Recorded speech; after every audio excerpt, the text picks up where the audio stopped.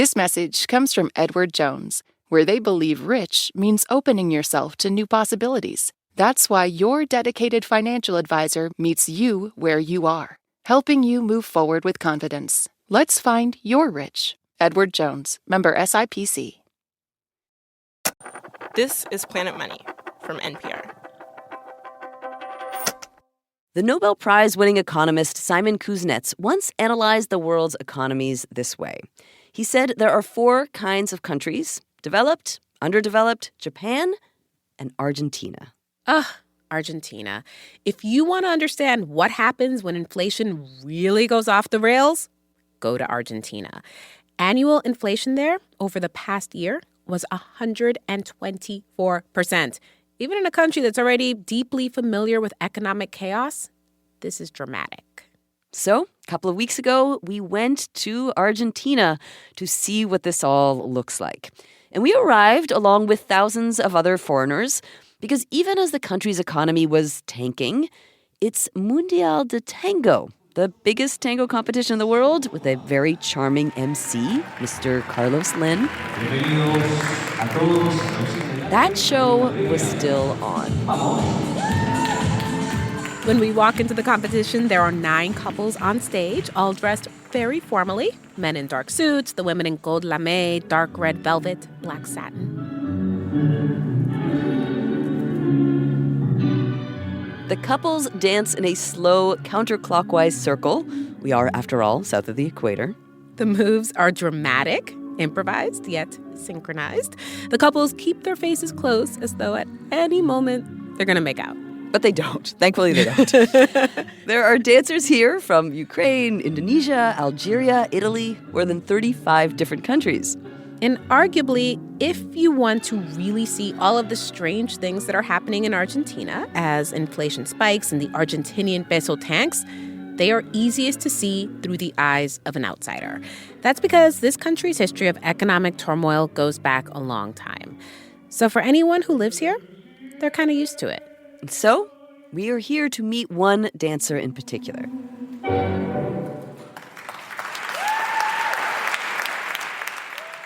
Her name is Saya Date. Hi, nice to meet you. Saya works in tech in India, and late last year she sold a company she founded. She decided she could afford to spend a few months on this thing that she loves, tango. So, now she's part of the first couple to ever represent India at this competition. When we meet her, she's just finished dancing. She's still giddy with stage energy. We have 2 rounds in the qualifying, so today, tomorrow, and then at the end of that, they post the results. So until then, ignorance is bliss. It's finished, so... Saya's been in Buenos Aires since the end of June. And in those few months alone, she has seen Argentina's economic crisis get much worse. And she's the one who said to us, tango can help explain the economy here. Hello and welcome to Planet Money. I'm Amanda Aronchik. And I'm Erica Barris. Right now, the country's currency, the peso, it's collapsing. Argentina's poverty rate is above 40%. And people here might be on the verge of electing a far-right libertarian who is promising to replace the peso with the dollar. Today on the show, we are on a mission with our tango dancer, Saya. We're going to follow her through the streets of Buenos Aires, meet everyone she meets, and try to understand what is it like to live in an economy that's on the edge. Ok, soy Carlos Lin en el Mundial de Tango. Hola y bienvenido al Planeta Dinero. Amazing.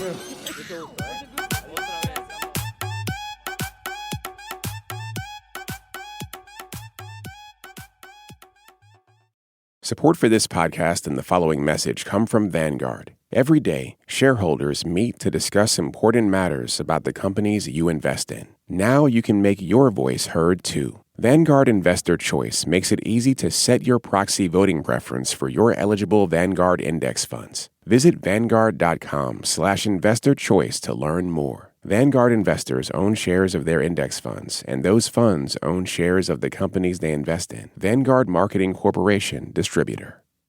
This message comes from Capella University. That spark you feel? That's your drive for more. Capella University's FlexPath learning format lets you earn your degree at your pace without putting life on pause. Learn more at capella.edu. Right now, we are outside the building where the tango competition is happening. Okay, Saya went to go get coffee. She's not here. Our Uber is here. This is going to get awkward in a second. The minute Saya gets back, we're going to follow her on her tango chores to see what we learn. But her coffee is taking too long, and the Uber drives off. Oh my God, there goes my Uber rating. So, while we're killing time on this street corner, a little bit of history. Back in 1991, Argentina's government pegged the price of the peso to the US dollar. They said, 1 peso shall equal $1. This was a pretty unusual move. Other countries do peg their currencies to the dollar sometimes, but they don't usually claim that they have equal value. And it was wishful thinking, because the peso proved to be worth much less. Some years go by, the economy gets worse. And in 2001, there's a run on the banks. Now, the banks were functioning mainly with dollars, and they start to run out. And so the government did something pretty extreme. It told the banks, any accounts with US dollars in them, convert those accounts into pesos. And poof, practically overnight, people's net worth plummeted and their savings were gone. So, Argentinians do not trust their banks. And they do not trust their peso. And Saya's back with a drink in her hand. I actually ended up getting hot chocolate because I needed, I caved last minute. And now we're off. The first thing we're going to do is go see a shoe seller. Tango shoes, of course. We're going to Neo Tango. It's, I guess, one of the more popular ones among my Indian friends. And my teacher back home has sent me a list of designs that she wants and asked me to go and buy it for her. So, like everyone else in this country, Saya has been watching the dramatic drop in value of the peso over the last few weeks. People here watch the exchange rate between the dollar and the peso as you might watch the weather forecast, checking a few times a day, treating it as a barometer of the overall economic health of the country. When Saya first arrived in June, 1 US dollar was worth about 490 pesos. 2 months later, 1 US dollar is worth more than 700 pesos. Saya planned her shoe shopping knowing her dollars were only going to go up in value. for me, I bought like 2 pairs so that I can practice and compete right off the bat, like as soon as I got here. But I saved my shopping for the very end. We're going to go visit the shoe seller because we want to know how a small business deals with a currency in free fall. But we start to see things immediately, even before we get to Neo Tango. Because the minute you do anything or meet anyone in Argentina, you wind up learning about the economy. Like on our car ride. We get in, start chatting with the driver. His name is Juan Pablo Ospina Gomez. And I ask him the question we plan to ask pretty much everyone we meet here. When the peso starts to get devalued and is worth less and less, how does that work for you? Like, what do you have to do differently? I have to find another job. It will be complicated for Juan Pablo to find another job because he's already got 3. He's weekend Uber driving, selling Natura products, which are kind of like Avon, but from Brazil. And then there is his main job. I work with, you probably know these brands that I'm going to tell you. Oreo, The cookie? Milka. Oh, yeah, I know Milka. I love Milka bars. I work with them. Okay. What do you do for them? I work with customer service. So if I have a complaint about my Oreo, I call you? For sure. Or if I am happy about my Milka bar, I can also call you. Now, who has complaints about Oreos? Never mind. Oreo is always good. Oreo is... We all briefly celebrate the Oreo. I mean, come on, what a cookie. Also, turns out, not a bad job. Thankfully, I am working in a good company, so like the inflation and stuff is like not so hard for me. There are other people that are like suffering more or having more trouble to get to the end of the month. Saya's listening to all this, and she gets stuck on what inflation means if you have a regular job and paycheck. She jumps in with a question. Does Oreo also adjust your salary based on inflation? Or Sure, yes, because inflation is like 10%. He's talking about monthly inflation. In August, it was over 12%. They increase our salaries at least 3 times per year. And also This is wild to me. Inflation is so ordinary here, many employers promise regular raises. Otherwise, their workers' standard of living would just drop and drop and drop. Getting a raise 2 or 3 times a year, it's pretty normal. Not just if you work for a big company, it works this way for a lot of government employees too. which is unsustainable. The government is essentially printing money to fund those raises. And printing money, that causes more inflation. Yes. We pull up to the address. We are here. Does it look open? Yes. It's open. Yay! Amazing. We say goodbye to Juan Pablo, and Saya, Eric, and I walk up to a very shishi boutique. Zapatos, shoes. This looks fancy. We get buzzed in, and there are shelves and shelves of strappy high heels. And not only are they 3 inches high, Saya reveals a tango secret. For tango shoes, I have to buy shoes 2 sizes smaller than what I actually wear. Wait, why? Because it's supposed to be tighter than regular shoes, because it's supposed to be like an extension of your foot. So it was actually really painful in the beginning, and then they kind of open up a little bit. Yeah. Wearing shoes that are too small for your feet, it's going to be painful. Good Lord. I still can't get over that. Saya finds what she's looking for and goes up to pay. Yes. How much is it going to cost? In dollars, 69. $69? Okay, and what would it be in pesos? 49,000 pesos. Okay. 49,000 pesos. In a country where the largest denomination is 2,000 pesos, people sometimes end up walking around with very, very large stacks of bills just to buy regular things, like a pair of shoes. And businesses sometimes have stashes of different currencies on hand, like Juan Pablo Viganotti, the guy selling us the shoes. Would he accept dollars and pesos? Yes, sí. Okay, los dos. Y euros. Okay, and euros. And He has dollars and euros in addition to pesos because the store caters to both a local crowd and an international one. But this business still has a lot to contend with because of the peso. The shoes they sell are assembled in Argentina, but some of the materials they're made with are imported. So if those imported materials stay the same price as the peso falls in value, they become more expensive. And that means Neo Tango has to raise their shoe prices. How often is the price changing? Últimamente, por lo menos una vez por mes. He says lately, at least once a month. Y en 2 semanas, 3 veces. You had to change the price 3 times in the last 2 weeks. Sí. And you were changing it to go up or to go down? Cambiándolo para que los precios vayan No. arriba o para abajo. Siempre para arriba. Siempre. Nunca para abajo. Prices here, he says, always go up, never down. Now, inflation has been a problem in Argentina for a long time, so his store is used to raising prices. But in August, the peso really took a hit. It happened after this far-right presidential candidate, Javier Milei, unexpectedly came out ahead in a primary election. People freaked out, there was a run on dollars, the peso got devalued, and inflation spiked. When that happened, some store owners just stopped selling their stuff. It was too chaotic. They had no idea what price to charge. And that is what led Neo Tango to raise their prices 3 times in the last 2 weeks. Sí, a veces asusta venir y que salga un valor. Talking about how much the peso has fallen recently, Juan Pablo says that sometimes it's scary to have one value come out and then it changes the next week, and then the next week. He goes on to say it's surprising, Sí, a veces but se sorprenden, pero he makes a big gesture like, what are you going to do, man? This, we've come to learn, is a very Argentinian response.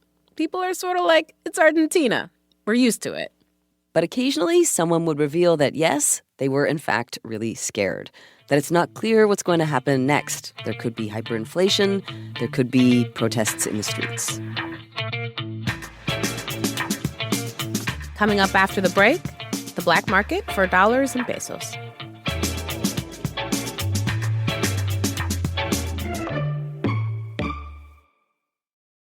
Support for this podcast and the following message come from Vanguard. Every day, shareholders meet to discuss important matters about the companies you invest in. Now you can make your voice heard too. Vanguard Investor Choice makes it easy to set your proxy voting preference for your eligible Vanguard index funds. Visit Vanguard.com/investor choice to learn more. Vanguard investors own shares of their index funds, and those funds own shares of the companies they invest in. Vanguard Marketing Corporation, distributor. Support for NPR and the following message come from Rippling. These days, you can chat with AI about almost any business problem, but Rippling AI is designed to actually solve them. That's because Rippling AI is built on your live global workforce data, so it doesn't just uncover insights into your business, it uses them to take complex actions across your departments. Ready for AI that isn't all talk? Head to rippling.ai/money and get AI that turns insight into action. That's rippling.ai/money. Sign up today. This message comes from Capella University. That spark you feel? That's your drive for more. Capella University's FlexPath learning format lets you earn your degree at your pace without putting life on pause. Learn more at capella.edu. Museums for science, for history, for art, they're everywhere. So why not for economics? I think it's partly that the economy is actually kind of abstract and kind of complicated. But economist Tim Harford is up for the challenge. He knows exactly what he'd put in his fantasy museum of the economy, objects that would tell the story of the modern economy. And it's not a bar of gold. You've got something that is roughly the size of a shoebox, and it looks as though it's been covered in yellow butter icing by an incredibly drunk chef. That's in our latest bonus episode for Planet Money Plus listeners. If that's you, thanks for your support. If it's not, it could be. Sign up at plus.npr.org.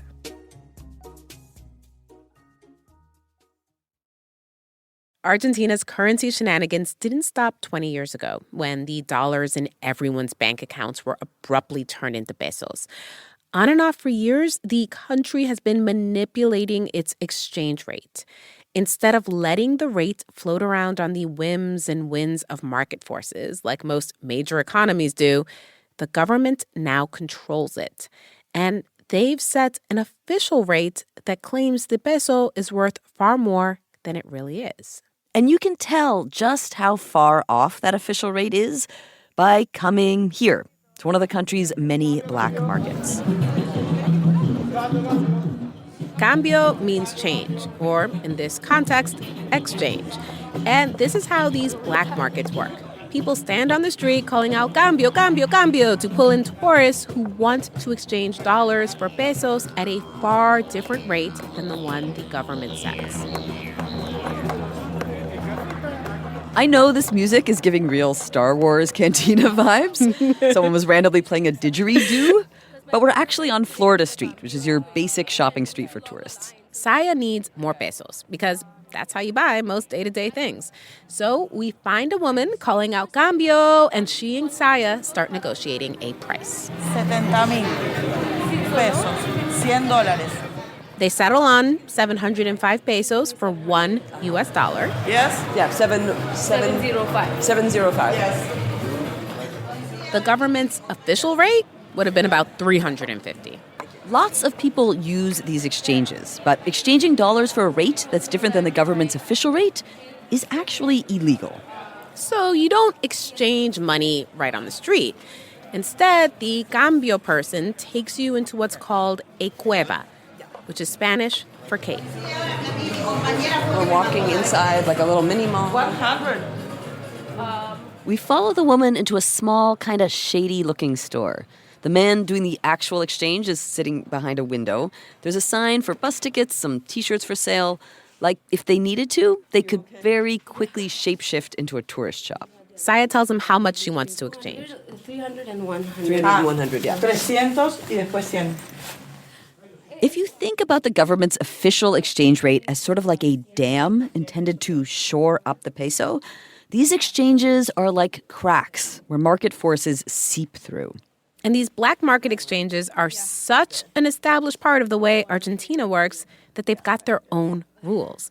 They have standards, like when Saya tries to exchange an old $100 bill. Porque cada chica, ese no, este es el nuevo. Uh-huh. Ah. Can you take one of these? No. No? Este Yeah. es billete acá. Okay. Cara chica. Yeah, that's the cara chica. Se paga 550. Cara chica means small face. It's what they call the old $100 bills with a small-faced Ben Franklin on them. They say they'll take Saya's old bill, but at a worse rate, 550 pesos per dollar. Why is it less? Y es, como dice él, es más fácil de falsificar que el nuevo. Okay, so it's much easier to counterfeit than the new Yes. ones. In a place where the local currency is so unstable and unloved, counterfeiting Benjamins is its own industry. So the woman says they're taking a risk by accepting Saya's old small-faced $100 bill because it could be a fake. They'd rather have her crisp new hundreds with a blue stripe down the middle. We get ready to leave the cave, and on the one hand, the transaction that Saya has done is illegal. But on the other hand, it's kind of what everyone's doing. It's accepted, which becomes clear when we head back out. Yeah, we're sitting right there. The woman from the exchange points out a police officer sitting right outside the cave. It's their security, she tells us. A police officer moonlighting as their guard, still wearing his police uniform. The exchange woman goes back to her post on Florida Street. That transaction Saya just did shows us the peso's true market value. Basically, half as much as the government's official rate. Now, as tourists walking out of an exchange, Buenos Aires is wildly cheap. But if you live in Argentina and you want to exchange your pesos for dollars, the rate you get at the caves is terrible. You'd much rather buy dollars at the official rate. But the government puts up a bunch of barriers to that, because if they gave people unlimited access to that rate, the government would be running out of dollars in no time. So they keep adding more and more rules to keep people from buying dollars at the official rate.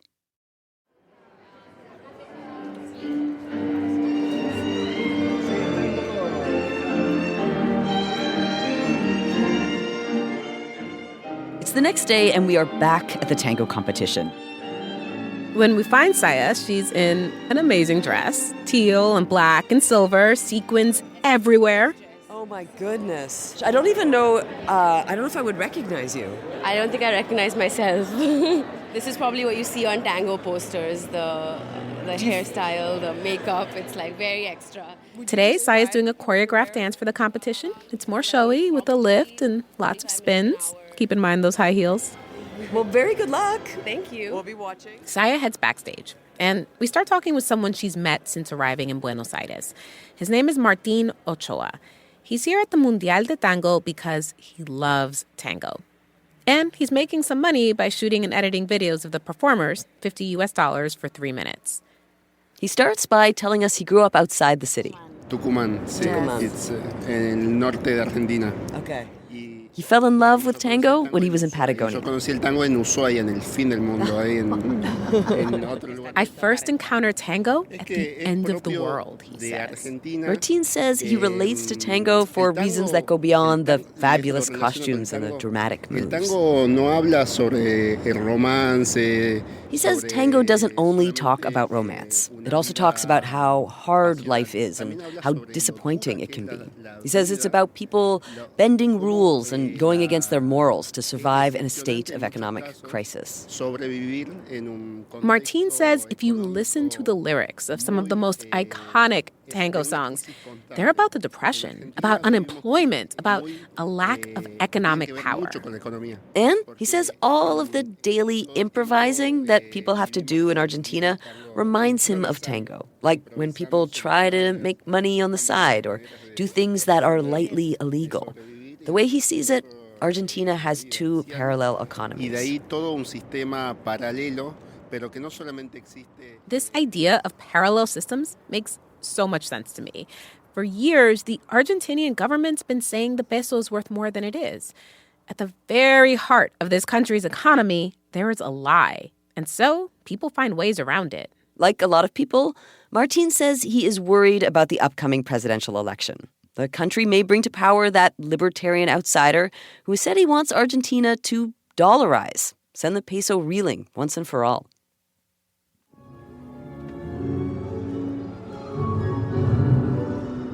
Is that the stage? That's the stage. Yeah. The final round of the Mundial de Tango takes place at night.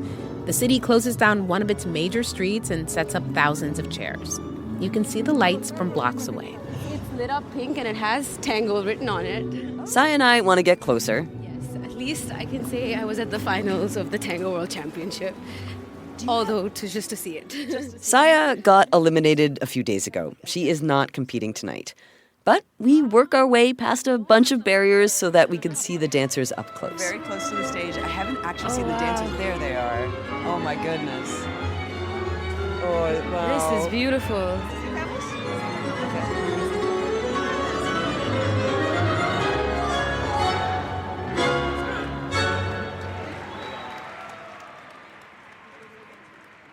The performances are beautiful.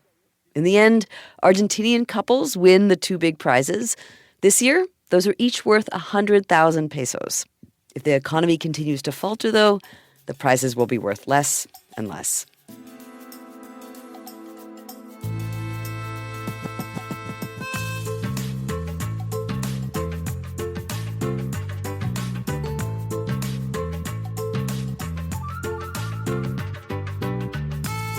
This episode was produced by Sam Yellowhorse Kessler with help from James Sneed. It was engineered by Maggie Luthar, fact-checked by Sierra Juarez, and edited by Molly Messick. Alex Goldmark is our executive producer. Special thanks to Lucas Babik, Shashank Dugal, Edward Gilliland, Carrie Kahn, Dr. Miguel Kigel, Professor Mariana Lucci, Alejandra Marquez Hanse, Professor Andy Neumeyer, Nicolas Saldias, and Ezekiel Zaydenberg.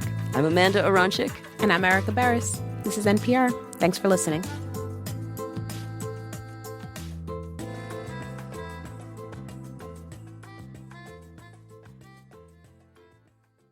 This message comes from American Home Shield. An AHS home warranty helps protect your major systems and appliances no matter how old. Do you have an unreliable AC or a leaky water heater? AHS understands the headache and financial burden of surprise breakdowns. With an AHS home warranty, they'll fix a covered item when it breaks, and if they can't repair it, they'll replace it. Plus, as a benefit to select plans, you can even video chat with a repair expert to help troubleshoot home hassles over the phone. American Home Shield. Don't worry, be warranty.